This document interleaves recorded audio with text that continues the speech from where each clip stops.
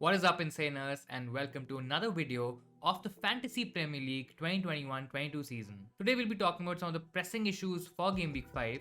We'll talk about the Chelsea and Man City defenses along with the review of the Wolves team. We'll also cover what to do with Mikel Antonio and touch upon the premium forwards Ronaldo and Lukaku. This will be a super important video, guys, and it should help you plan your team for Game Week 5. If you like today's video, make sure you hit the like button, subscribe to the channel if you're new around here, and let's get to the first section. We'll talk about the Chelsea defense first, guys. Now this table, it basically tells you different Chelsea players, different FPL Chelsea options, according to the minutes that they've played so far in the season. Now we all know that Chelsea's defense is pretty good, guys. Since Tuchel has taken over, guys, Chelsea has recorded the best defensive stats, even better than the champions Man City. Now predicting Tuchel's team, guys, it's a bit like the Pep Roulette. You can still understand who's gonna play, but it's a little difficult to predict. Now if you look at this table, guys, Rudiger has basically played the maximum number of minutes. He's played all minutes. You can easily say that, he's one of the safest options in the Chelsea defense who's gonna play week in, week out. You also see that his numbers are not that encouraging in terms of attacking. He's not created any chances, he's not had any goals or assists so far, only one cross and 2 goal attempts, so that doesn't say a lot. On the other hand, guys, if you consider players like Alonso, who's also played majority of the minutes this season, he's a lot more attacking, and those are encouraging numbers for a defender. He's had 1 assist so far, he's created 8 chances, he's put in 18 crosses, and has had 5 goal attempts. His XG and XG, which is the expected assists and expected goal numbers, are also okay considering they've only played 4 fixtures. Now when you're considering Alonso, guys, now one worry could be that Chilwell could take his place. Now last season, he had the 5th most minutes under Tuchel for all defenders among Chelsea. Now this season, Alonso has started very brightly, guys, and I really believe that Chilwell could share minutes with him on the pitch, but I think mostly he's going to be used in the Champions League games. At least that is what it looks right now, and let's move on to the other defenders from the Chelsea team. We also have the likes of Christensen, who's probably the cheapest entry into the Chelsea defense, guys. I really thought he would be nailed, but he was benched in the last game, and that could tell you that his position is also not very nailed, considering there's also Thiago Silva in the mix. Now, I've not considered Thiago Silva in this particular table because I think at that price, you can get better Chelsea options. He's also injury prone and he might not play majority minutes in the Premier League. I think Silva plays a lot more in the Champions League, and that is where his position will be. If you look at the table, guys, the last name is Reece James. Now his minutes are the least right now because of the red card that he got, and he got that suspension as well. But in terms of goals and assists, guys, he's clearly standing out, having played so many less minutes. He's also created a good number of chances. He's putting in a lot of crosses. He's also attempting shots on goal, and his XG and XG numbers are also looking pretty high, guys. He had a great game against Arsenal, but then that red card kind of spoiled things for him. But I still feel he's going to be the most nailed Chelsea defender, especially in the wing-back position this season. Guys, if you're playing the wildcard this week, I think you should definitely consider bringing him in. It might not be the most popular decision considering that they are playing Tottenham, which could be a tricky game, but Tottenham themselves have not played that well and they are struggling defensively. I really believe that James is going to be the highest scoring defender this season, guys, and you should get on him early. Now, a couple of more names worth mentioning here are Chalobah and Azpilicueta. Now, Chalobah might be the breakout star this season, guys. Again, his position is not very nailed, and I think he might be the least nailed in terms of those centre-back positions, but he's definitely one to watch out for. Guys, if we get that he's playing majority minutes or he becomes a regular starter, at that 4.9 to 5 million price range, guys, he along with Christensen, they could be really good options. Again, both of them won't give you a lot of goal threat, so if you're looking at goal threat or even assist potential, you can consider the likes of Reece James and Alonso, but in general, I think the most nailed and the most safest would be Rudiger. You have another defender in Azpilicueta, guys, who hands down could be Tuchel's trusted man. He could be the most nailed starter. He can also play at right wing back and right centre back. Now, I think he's the main man in their Chelsea defense. He's the most consistent player, but the price that he's coming at, right, at 6 million, and I think you could get better options in that price range even among the Chelsea defense. His attacking threat isn't the most great and he doesn't have much upside, so I'll probably won't go towards Azpilicueta. So guys, I think we can easily end this section by saying that at least one Chelsea defender is a must. You can get him or you can get that particular defender right away, even if it's the Spurs game. I know the Man City game might be a bit tricky, but I think there's good upside if you get on those players a little early. And even a double up is not out of the question, guys. There are some decent options. If you want to double up on the Chelsea defense, guys, you can easily target one of Rudiger or Christensen. In terms of the other defender, you can easily go for a James, who I think will be a consistent starter this season. Now let's talk about the Man City defense, guys. Man City, along with Chelsea, have been the standout team in terms of defensive numbers last season as well as this season. Now, when you come to Man City, I think it's a bit more trickier to kind of understand and ascertain what kind of players are going to play. I think in defense, guys, it's slightly easier than the attacking positions. Now, from this chart, you can see that Joao Cancelo has played the maximum number of minutes so far, along with Ruben Dias. Guys, Ruben Dias is definitely the most nailed option in terms of that Man City defense. Now, again, something similar to what Rudiger kind of gives you. He's not going to give you a lot of attacking threat. Yes, he can still score a goal from set pieces. This season, we've seen that he's provided an assist as well. So there are chances that he can give you some attacking returns, but don't be that hopeful with him. His numbers have been okay. He's created 6 chances. He's put in a cross as well. His XA is pretty high, and that's primarily because of the assist, the chance that he created, or the number of chances that he's created. But I think in general, you get a solid defender who's gonna give you those clean sheet points, and if it's a close game, he could also be in bonus points as we've seen earlier. The other positions are a bit tricky, guys. Yes, Joao Cancelo is there, but I think there could be some rotation with him and Zinchenko, especially when the Champions League games start coming in. Now, I personally think that Zinchenko is going to majorly start in the Champions League games, and Cancelo could be the main man in terms of the Premier League. Again, that's not a surety, guys. That's just my thought or my opinion. So that could change as well. And I think it's a wait and watch on Cancelo, at least for now. If I really have to go for a defender, I think Ruben Dias is the one to go for. Yes, you have Stones and Laporte as well in terms of centre backs. But again, right now we've seen that Laporte has been starting. Last season it was the opposite, where Stones and Dias formed a formidable partnership. But this season it's a bit different. I think Laporte is getting the major minutes right now, and Stones could possibly play in the Champions League or even in the cup games. I personally won't consider the likes of Kyle Walker because I think there is more attacking upside that you can get with somebody like a Joao Cancelo, or if you want solidarity in defense and a regular starter, then you could go for somebody like a Ruben Dias. If you're spending this much amount of money, guys, you would at least expect that player to start majority of the minutes, and I think with Walker as well, there could be rotation here. Now, if you are on a wildcard or if you are looking for an alternate defender or a defender transfer, you can easily go for Diaz or a Man City defender. I think there's great value there. Their fixtures are decent, they're not that bad, and I think you will get good number of clean sheets from those defenders.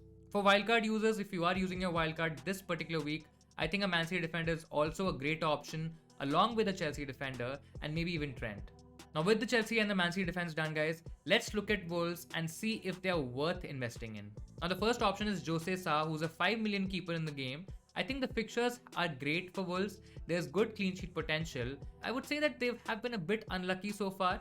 They could have kept more clean sheets. I think their defensive numbers, their underlying stats have been pretty good. Guys, considering that they played Leicester, Tottenham and Manchester United in the first 3 games, I think those are pretty good numbers, those are pretty good stats, and I think things can only get better from here. As we saw from the Watford game, they can easily keep a clean sheet against the lower ranked teams, and right now the fixtures tell that there could be a lot many clean sheets from the Wolves team. Again, if you don't want to invest in an expensive goalkeeper, if you feel that somebody like a Sanchez or maybe even a Raya could be the right option for you, then probably you should look elsewhere and probably get a cheaper Wolves defender. But in any case, I think Jose Sa is a great option to go for. The fact that Wolves don't meet a single top 6 club from game week 4 to 14, guys, makes him a top contender for the goalkeepers for the upcoming games. Now let's look at their defense as well. There are 2 standout options, and I think we'll talk about them more and then kind of understand and assess the other options that you can go for as alternate picks. I think as if you have the money, you should definitely go for someone like a Semedo. His underlying stats have been immense, guys. He has been creating a lot of chances. He's been taking shots. He's been bombing forward. In terms of, shots in the box, in terms of chances created, in terms of his assist potentials, he's right up there. Yes, his finishing has been pretty poor and pretty bad. And, you would probably expect more from a defender of his caliber. But I think that's the only thing that is missing from his game right now. And there are points to be gained here, guys. You could easily get attacking returns. There's good clean sheet potential as well. And if you can afford or if you can spend somewhere around 5 million, I think Semedo is definitely the one to go for.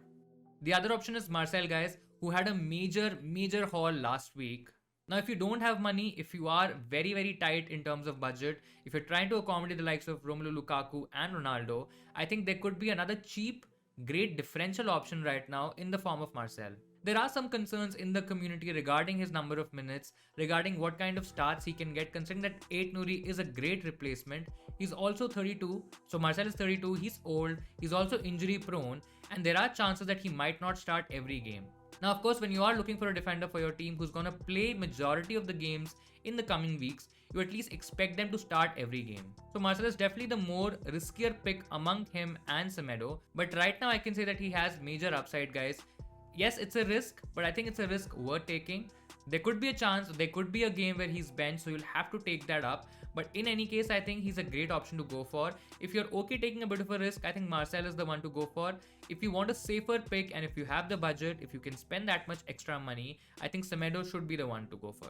Now let's talk about the Wolves attack, guys. There are three major players with one more player being added to the mix. You have Trincao, you have Adama Traore, you have Raul Jimenez, and you also have Wang, who made his debut against Watford. Now let's start with Traore, guys. He's a great player to watch, but I don't think so you can ever be sure about the points that he can get you from an FPL perspective. I mean, he could have the best XG in the world, but it wouldn't matter because the guy cannot finish, guys. I think he's too unreliable for me. I won't be surprised if Podence and Trincao outscore him throughout the season. He's possibly gonna get more minutes than those two players, but because of the lack of finishing that he has, guys, or because of the quality of finishing that he has, I think he's not gonna score a lot of points. Trincao, on the other hand, could make use of his finishing, of his better finishing. He could make a lot of points, lot more than Traore, because he goes directly to the goal. In general, I think Traore plays a little wide. In terms of the Trincao pick, I think the minutes are not guaranteed. I know Podence can easily take off minutes from him. Yes, he's looked good. Trincao has definitely looked good. He set up the chance for Semedo as well. But I think he's definitely splitting up minutes with Podence and Wang. Now, another very popular pick, or could be a popular pick this week, guys, is Jimenez from Wolves. Now, Antonio's red means that I think a lot of people are going to go for Raul Jimenez. Yes, he's not shown much so far, but I think he plays 90 every minutes, also on penalties, and then he has Brentford, Southampton, Newcastle, Aston Villa, Leeds coming up. I'm really hoping the fixtures can turn the tide for him, guys, and he can score a lot more goals. We've seen that he can score more, and plus this season I think he's been more of a creative threat, and we have definitely seen that he can provide assists as well. He's taking a lot of shots, but those shots are generally of very low XG and are not looking up to the mark right now. I think for a lot of managers he remains a mystery, doing good things, but there's no end product as of now. If you want, guys, you can also wait up for a couple of weeks. You can see for a couple of more games in terms of how he's performing, if he's scoring goals, if he's back in contention in terms of goals, and then if you want, because of the fixture run being good for such a long time, you can definitely get him in your team. Another very impressive player that has been added to the mix is Wang, guys. He made his debut. It was an impressive game. He was involved in both the goals, guys. Both the goals that Wolves scored. One was an own goal and one he scored himself. I think he looks pretty good. His positioning is pretty good, guys, and it definitely helped him in getting that goal. He's definitely one to watch out for at that 5.5 million price range, guys. He could be a crazy player to go for. His ownership right now is very, very low, so he's in the super differential category. But I think it is better to kind of wait for a couple of weeks and understand and see how he fits into the Wolves setup. If you really have to go for a Wolves player or maybe a couple of Wolves player, guys, I would try to prioritize their defense over their attack. Yes, attack has shown promise, but because of the finishing, because of the lack of goals that they've scored so far, I think you can easily focus on the defense. Their defense has great underlying numbers. They have the potential to get a few clean sheets. And with that, they have a couple of really good options, really cheap options that you can go for. Now let's talk about what to do with Antonio, and if you need to transfer him out, what are the best replacements for him. The streak has finally come to an end, guys. We were wondering when is this gonna end, and I think it's finally ending. What a shocker Antonio had last game week. He got a red card, he got 2 yellows, and that transformed into a red, which gives him a 1-match suspension. Now he's already the most sold player, most sold FPL player for Game Week 5, and that sales out, guys, that's just gonna increase further and further. Now there are 2 ways to look at this, guys. The first option is that you can hold him, you can bench him, and you can play other players who are on your bench right now in the playing 11. Now there are a lot of reasons, and I can easily make up a case of why you should hold him, guys. In terms of the fixtures that West Ham face next one is Manchester United, which is always going to be very tricky. Then after that, they're playing Leeds, Brentford, Everton, and Tottenham. Again, not the best of fixtures, but I think Leeds, Brentford, and Everton could be the ones to target. It's only a 1-match ban. He's definitely going to return. In terms of minutes, I think he's going to play majority minutes, at least in the league. Now, another downside of selling him is that if you bought him in Game Week 1, and if you're selling him now, I think there's a price rise. Plus, whenever you want to get him next, right, in your team, you'll have to pay that additional money again. In terms of fixtures, it's not the easiest. So even if you want to transfer him out, that argument can also be made. But I think if you have other fires to put out, if you have probably someone like a Benrahma and you're probably looking to move him out for another defender, let's say if you don't have someone like a Rafinha, I think that transfer should be prioritized over transferring out Antonio, who's definitely the main man for West Ham and is going to get the majority goals for the Hammers. Now the second option is to sell him, guys. I think the fixture congestion speaks for itself. In the matter of next 2 weeks, they have about 5 to 6 fixtures and things are going to get tricky, especially when West Ham don't have a proper number 9. That is, apart from Antonio, they don't have a striker to play the other games. I think that is where you could see some rotation in terms of Antonio as well, and he can be substituted earlier in the games. Now, if you're confident and if you feel that that's going to be the case, there are some great replacements that you can go for, and it might not be the worst decision to change Antonio for another striker. The first option to go for is Raul Jimenez from Wolves, guys. We've already kind of spoken about him, so we're not going to go in too much detail. But I think if you are tight on budget, if you have limited money, he could also be a great option to go for. Yes, he's probably riskier than the likes of Bamford and Antonio because he has been out injured for a very long time. Now he's come back and he's not really scored so far. But I think it just takes that one goal, and I've been saying this for at least a couple of videos now, guys. It just takes that one goal. His confidence is back, and I think with the fixtures, he could be a great option. Yes, he's risky, so if you are a risky player, if you have an appetite for risk, if you want to go a bit differential from the likes of Bamford and Dominic Calvert-Lewin, I think Jimenez is also a good one to go for. The other option, and an equally compelling case, could be made by Patrick Bamford, guys. I know the start has been a bit tricky, a bit difficult for Leeds, but I think the fixtures are now turning, and now is when they can actually shine. In terms of the stats, in terms of how Bamford has been operating for Leeds so far, he pretty much looks similar to what he's been doing last season, and I think his success is going to continue this season as well. Bamford along with Rafinha is a great combination from Leeds to go for, guys. Leeds, especially at home in front of those fans, are going to be massive this season. The defense is a bit of a worry, but I think from an attacking perspective, Bielsa is going to focus majority of his efforts on attack, and I think both Rafinha and Bamford in particular could really benefit. If you're looking at a long-term pick, if you've probably already played your wildcard, or if you don't intend to play a wildcard, I think Patrick Bamford has to be your number one choice, has to be your number one pick, especially if you're considering long-term fixtures. He's a long-term hold, again depending on how he's playing, if he gets injured. In those times, the decision could change, but I think in general, he's a hold for a longer time. Dominic Calvert-Lewin could also have been an option, but we just got news a couple of hours back that he's probably injured and he might be out for 2 to 3 weeks at least. So that really rules him out of contention, and he's not an option anymore. Now let's come to the final section of this video, guys.